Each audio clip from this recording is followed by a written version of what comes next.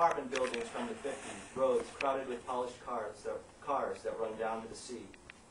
In Nice, Precocious, and Carnadine, secretaries walk down to the beach during lunch and choose a spot for their towels.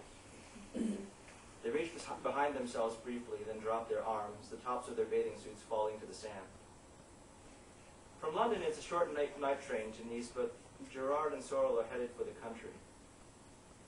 He takes her to a small hotel near Sisteron. When they arrive, they see nothing but peasants for hours in the bright, tan, shimmering fields.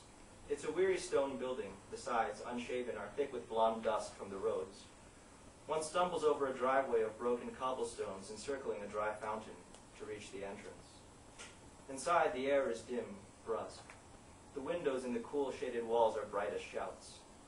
The owner is a thin, fussy man with the face of an accountant, reluctantly, it seems, roused from watering the plants. The middle of the hotel hides a small garden. Their room is on the 4th floor. The elevator has old wood paneling and an entrance half its width through a folding metal gate. They stand close together, and in such nearness, the curve of her neck from her ear to her shoulder seems to him an extravagant possession.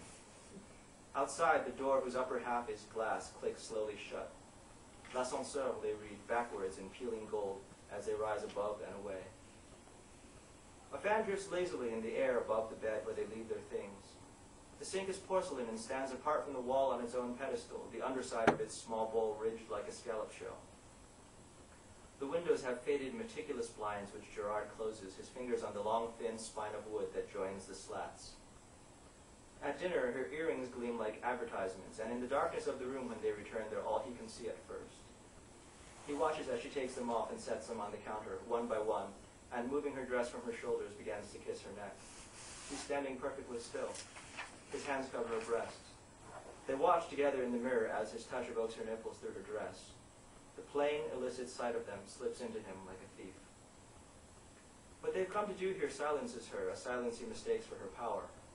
She unbends her arms at the elbows, crinkling her dress by exquisite degrees. He moves it from her hips. They stumble a bit. It pulls at her feet. He is ruminative, deliberate, like a man preparing for a long absence, walking the rooms of his house, dousing the lamps, lacing his shoes carefully with his fingers. She stands with her side to him, slender as a chapbook, slim as a volume of poems. They approach the bed from opposite sides, like a married couple. When she wakes, the night is cool. It's the hour before dawn when everything is shades of black or white. She walks to the mirror and very slowly raises her eyes. She's not displeased.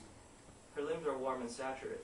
Her breasts are full, drowsy, her nipples soft. She shifts her weight uncertainly from one foot to the other, watching the shadows play over her waist. It's begun, she thinks. She feels herself at the beginning of a great life, a life of departures and intensities, in the end redeemable only by memory. She moves to the window and looks down. In the garden is a tree, a table of wrought iron camouflaged in filigree, 3 chairs, a bench of stone. Shadows make the blinds heavy like lidded eyes. She returns quietly to the bed and pulls the covers to her waist. The pale night lies across her back in lines thin as swords.